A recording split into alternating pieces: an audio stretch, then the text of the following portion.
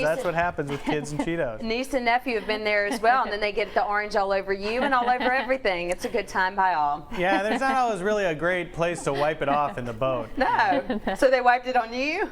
Yeah. Well, the boys aren't old enough to quite eat Cheetos yet. However, I did see a post where they were enjoying some Cheerios. They were. They had their first Cheerios the other day, and they actually had their first mashed potatoes yesterday. I had them out in some of the stores, and we were down at the DIP store. Yeah. And Miss Martha down there gave them some mashed potatoes, so they are loving eating. Now you have to tell everybody, it's funny with the Cheerios thing, because what do you call the twins? The Cheerio twins. Yeah. Yes. So, and actually, we threw Cheerios at our wedding. My real last name, Greer is of course my maiden name, is Cherigatas, so it's spelled like Cheerios. So we love Cheerios. I love it. I think it's cute. So yeah, the Cheerio twins had Cheerios. It's kind of hard to say. So good that the boys are doing great, and we're all getting ready to spend time with family and friends coming up for the 4th of July weekend, and this would be great to make. Yes, all of our stores have a great price on these spare ribs. As you can see, this is just one slab, and it's huge, and actually we're selling them in really 2 big. packs for only $17, you know, and that's total price. So it's like $8.50 a slab, and this is going to feed a ton of people.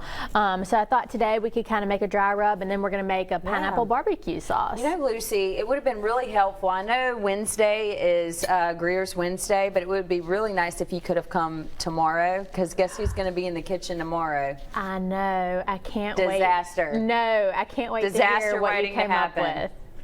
All right, let's but we're going to have a successful day before the disaster comes tomorrow. So let's go ahead and talk about the rub that we're going to make. Okay. What I'm going to do is just start with all my spices I measured out. This is a half a teaspoon of cinnamon, which I always like to put in my rubs for ribs. It just kind of gives it a really unique flavor. And this is half a teaspoon of black pepper.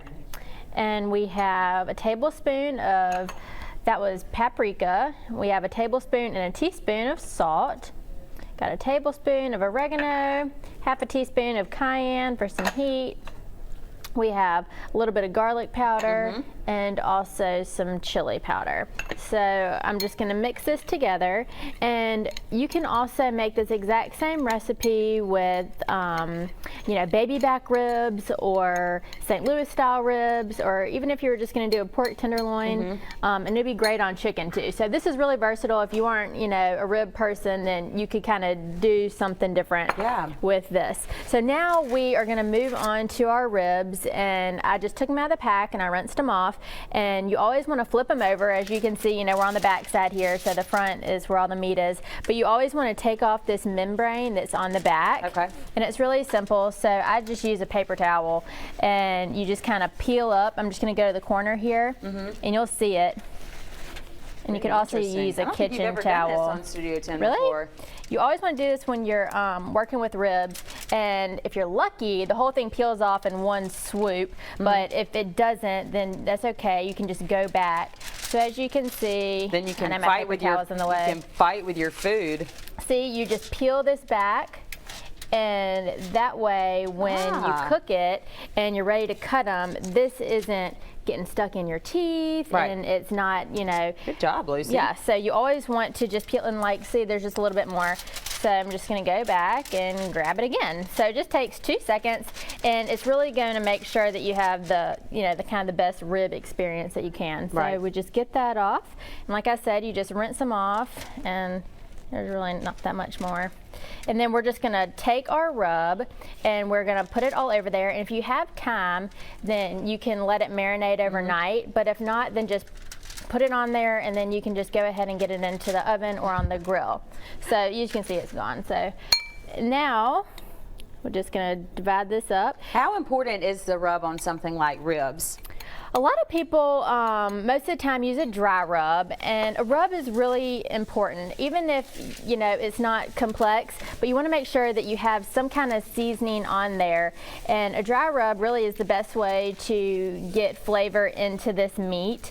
and you just want to rub it in like this.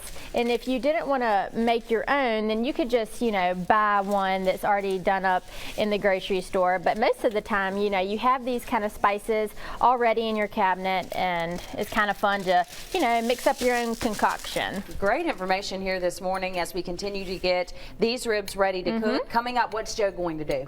We are going to work on our pineapple barbecue sauce, and we'll talk about how to cook ribs. Okay, so be sure to stay with us. Going to be great for 4th of July. Hey, great for all summer as well. You can check out the recipe on fox10tv.com.